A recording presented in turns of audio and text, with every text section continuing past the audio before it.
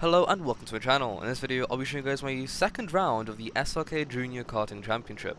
We start the video off in Heat 1 where I'm starting in P5. I'm able to get a good start going under the bridge into the first turn and overtake the driver in P4 since I have the inside.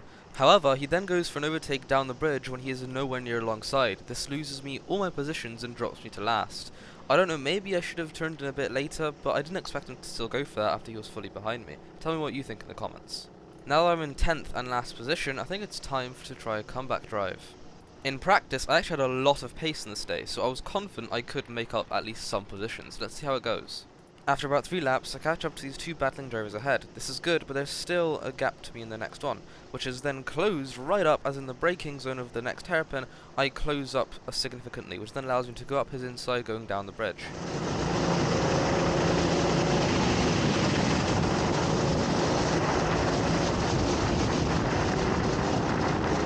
After getting past him, I see this group of 3 drivers battling up ahead.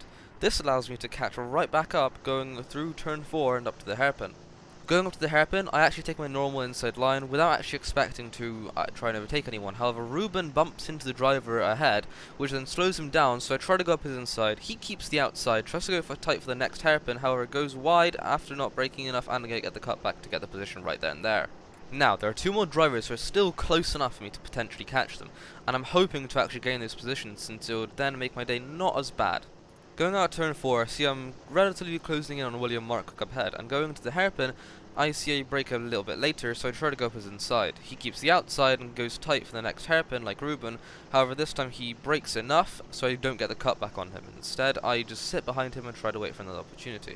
Instead, though, I get really impatient for some reason, send a really dumb move going to the next hairpin, which might have gotten me a penalty if he got spun out. Luckily, he gives me space, which he didn't have to, and he keeps his position. I then get a good run going down the bridge, so I'm still right on his bumper, so I think I can try making a move at turn 4, which actually does work out as he leaves the door wide open, and I go right up his inside to get that position. Now, I'm trying my hardest to catch up to the driver who spun me out at the beginning of the race. Another 3 laps later and I'm closing on him. He makes a mistake going through the hairpin onto the straight, which allows me to catch up a lot, and then going over the bridge he makes another massive mistake, which allows him to get a really bad exit, which makes me catch up a lot, and gives me a really free position as I just go up his inside and get that position. Now, I'm also hoping to catch up to Luke Cridland in the orange helmet ahead, as I was confident if we were in close proximity I would be able to overtake him and get that position as well, to get me into 3rd place, but unfortunately I don't think that's possible. This is especially true if I start to overdrive, as you'll see at the next hairpin. Because Luke is in sight, I'm trying to really push to try and catch him, which then actually nearly makes me spin myself out as I try to brake too late into the hairpin, which would not have been great as I would have just lost all my progress in this heat. Now I'm actually getting pressure from behind, which is going to slow me down even further, as a battle is not what I want right now at all. In the end, I was not able to catch Luke, unfortunately, as I was just slightly catching him, but it wasn't enough, and the checkered flag came out. I still finished 4th, so that was 1 position gained, somewhat, I guess, but it's a shame as I probably could have gained a lot more if I didn't get spun. Now it's time for Heat 2, which is the one I'm starting in P10, which is dead last. I generally love these back starts, as I'm always able to capitalize and gain so many positions off the start. And this one is no different. I get a free position as my teammate Max passed when it's caught sleeping on the lights, and then because of the inside line I gain another position going under the bridge, and then on the exit I get another position Luke Cridland, who is also going a bit wide, and I get a better run into the hairpin. Behind, I can't quite tell whose fault that was, but the driver in the black helmet gets spun out. If you want to, comment your thoughts on that down below. However, now it's time to catch up to the main pack again, so I can gain more positions. This was actually quite easy, as they were all still relatively close to me, and they were all still fighting, which slows them all down. On the second hairpin, Mason Turner goes for a nice overtake on Lewis, which actually works fine, but on the exit, he just slightly pushes Lewis into the barrier wall, which isn't very good for Lewis. However, for us, it's amazing as we get a better run going under the bridge and we get a free position. At the next hairpin, Lewis tries to go around our outside to keep his position, however, bounces off our cart as he turns in a bit too early and doesn't get it back. Now, seeing there's a group of 4 more drivers still right in front of us, I'm confident there's still going to be more chaos to come for me to gain positions in, which actually does happen as at turn 4, Mason Turner is slowed down, goes a bit wide, so I go up his inside and gain a position there as well. Mason gets a better run onto the straight than us, however, we still somehow keep alongside him on the inside. However, there is another driver who gets slowed down at the hairpin, so I try to go up his inside, nearly spinning him out, but it's alright because he stays on the track and I don't get a penalty for it. This allows me to just gain that position, Mason, and then going out, I think I get a better run than him. He looks behind him, doesn't realise there's space on the inside going under the bridge. I take it and I gain another position, so that's 2 positions gained on that lap. Now, the top 3 have actually made a bit of a sizable gap to me now, so it's going to be a bit of a challenge to catch up to them. Let's see if I can actually do it. It seems like we have actually made some progress, however it doesn't seem to be enough, and alongside that, going to the second hairpin, Luke Cridland sends a nice overtake on me, which actually works, so I'm dropped down into 5th position now, I think, which isn't great. I know that I don't have many laps left, so if I want to get some good positions and a good finish, I have to hope that something happens or I turn up my pace. Well, not only did something happen, but I also turned up my pace, so me and Luke caught up to top 3. Now, Luke gets a better run going into this next hairpin from under the bridge and overtakes the next driver. This allows me to get a better exit, and going down the bridge, I also overtake them with slight contact, however it's fine as I was fully alongside.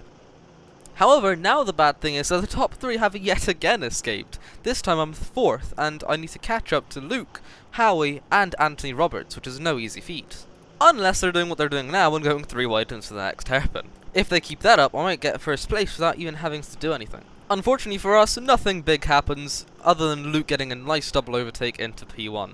Until Anthony absolutely sends up his inside at the second hairpin to regain P1 for himself. This allows Howie to also go up Luke's inside going under the bridge, and then that slows Luke down enough for me to also get a better exit going into the next hairpin and also try to go up his inside.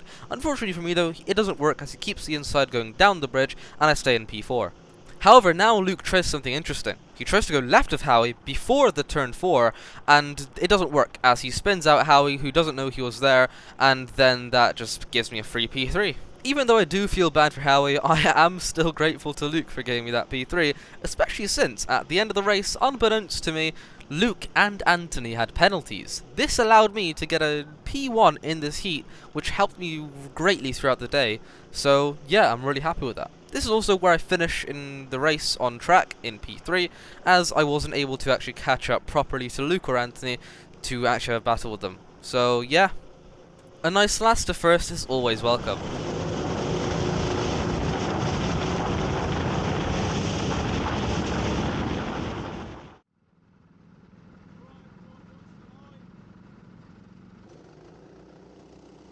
Now, for my pole start, I have William Markwick behind me in P2 and Alexander McCutcheon behind me in P3. Hopefully, I can work together with them to just try and push away and get away from the rest in the field, and then maybe at the end we can have some nice battles.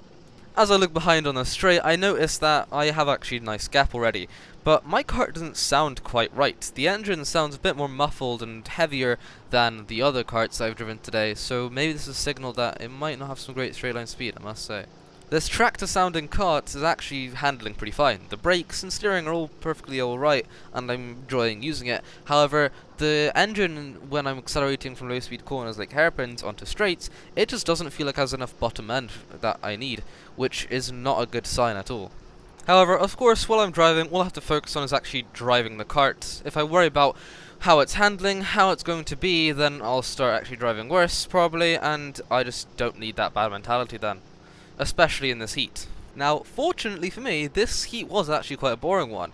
Until at the second hairpin, William Markwood lightly taps me on the back to send me a little bit wide and get a better exit than me onto the straight. This means he now has the inside for the corner under the bridge. However, I know that because he's going so tight, he's going to go wide on exit, so I go wide on entry to get a cutback to the next hairpin for the inside to get that position right back. This works perfectly, and I'm back into P1. Hopefully keeping it fully this time.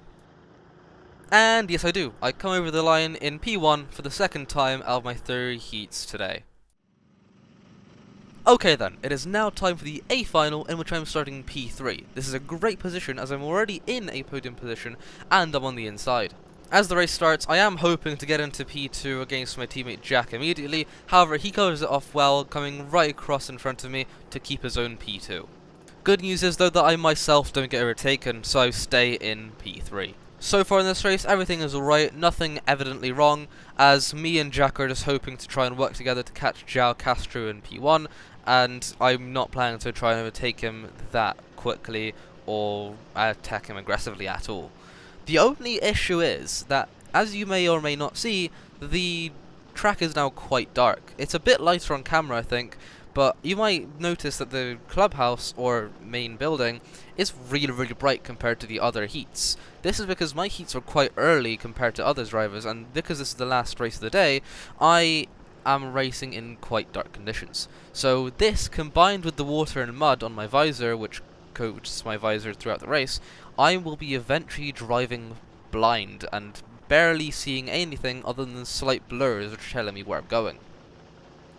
Also, about this car not having any issues, it seems like I'm being gapped quite a lot on the straights. It's definitely way too early to tell now, but I am starting to kind of notice that I was getting really bad exits. It might just be my driving, but it could also be the kart's not having enough top end. However, seeing as I'm catching Jack through the corners, it might just be a trade-off between those two, so it'll likely and hopefully still be alright. That is, until I get onto the straight and he just absolutely gaps me. We get, I think, an equal run down, but the amount he gains away from me on this straight is absolutely ridiculous, and it just doesn't make sense. Going through turn 4, he goes really slow and I catch him a lot. Then going up to the first hairpin, I again catch him a ton, but then coming out the second hairpin, he just gaps me again. However, I think this time a lot of that was just my driving, because I hit a bit of a curb, bit of a barrier, which slowed me right down on exit. But then the cycle repeats. I gain on him going under the bridge, and the next hairpin, and going down the bridge, but then on the straight after going down the bridge, he gaps me again. Anyway, I'll stop mentioning it now, as it's probably just really boring, and it's just my excuse.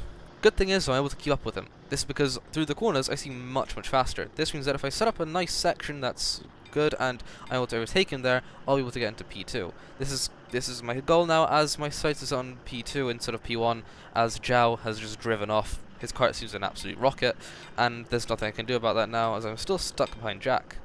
A few corners later now, and Jack has made a massive mistake. He went way too wide going down the bridge and has lost a lot of time there. I'm able to get alongside with him on his right to keep the inside for turn 4. However, I think I just back out a little bit too much, don't go in as hard as I should have, which then makes me lose the position as he goes around my outside and keeps his own P2. 4 laps later and we're back at the same corner, but this time Jack is making a mistake the second hairpin. He locks up and accidentally goes right instead of left, which then allows me to go up the inside because I don't want to go straight where he went, and that gives me a P2. Knowing that I was faster or on pace than for the entirety of the race so far, I was confident that I could keep this P2 if I could just not look back, drive, and not make many mistakes, if any. In short, if I didn't make a mistake like him, then I would keep my P2. Only problem is that now I think both of us were practically driving nearly full blind, because our visors were blurry, it was dark, and we could hardly see anything. So a mistake was likely to happen if I wasn't careful. However, to summarize the rest of the video, well, nothing happened. This is because, as I thought, if I would just stay out of trouble, drive calmly, not try to overdrive and catch Zhao, then it would be fine. And I did keep my P2 without spinning out, without making a mistake like Jack, and managing to get my first podium in SRK. Overall, I was also very happy to see that my teammate Jack didn't lose any more positions, as that meant it was a 2-3 for the team. As well as that, congratulations to Zhao for winning, and anyone else who competed, as it was a very fun day. And big thank you to anyone watching this, as it means a lot to me and I appreciate it a lot. As well as that, if there's anything you want added, changed, or improved, then please note it down in the comment. If you enjoyed the video, please like and subscribe for more.